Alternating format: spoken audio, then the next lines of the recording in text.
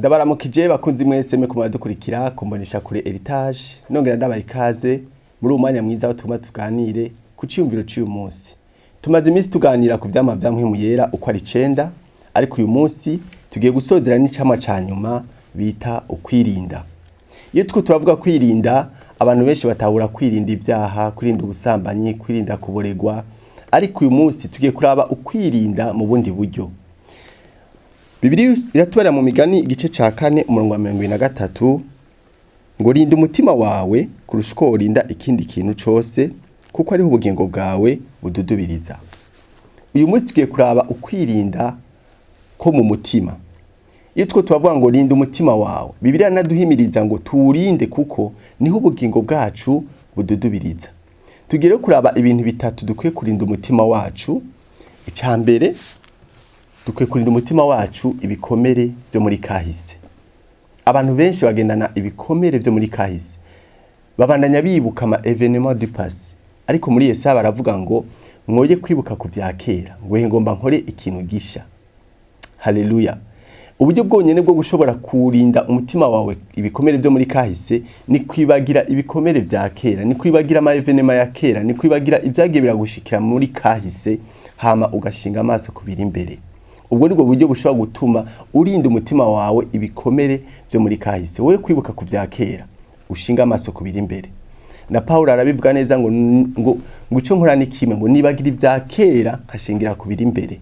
Ubwo nibwo buryo bushobora gutuma urinda umutima wawe ibikomere byo muri kahise, ni kwibagira ibya kera ugashinga amaso kubira imbere. Icya kabiri ukwiye kurinda umutima wawe no kudaharira. Abantu benshi bagendana umutima udaharira. Bibiliya nayo ikavuga ngo nimutaharira abasi banyu na so mu ijuru ntazobababarira.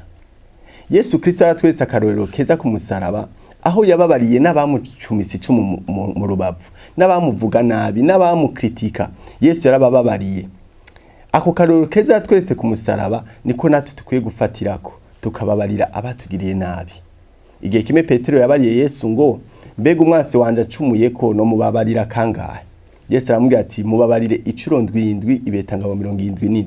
Bisigura ngo akanya ko suronse ukwiye kubabarira wakugiriye nabi.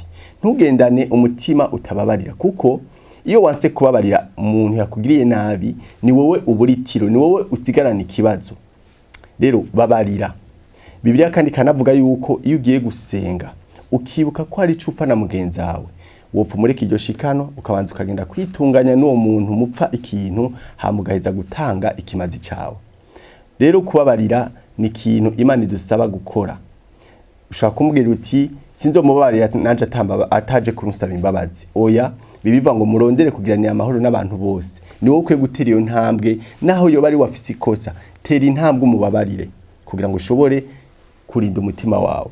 Icya gatatu ukwiye kurinda umutima wawe ni ijambo ribi. Ijambo ribi rirashobora gukomeretsa umutima. Bibiliya nabivuga neza muri Yakobo ngo ururimi rwuzuye kubumara.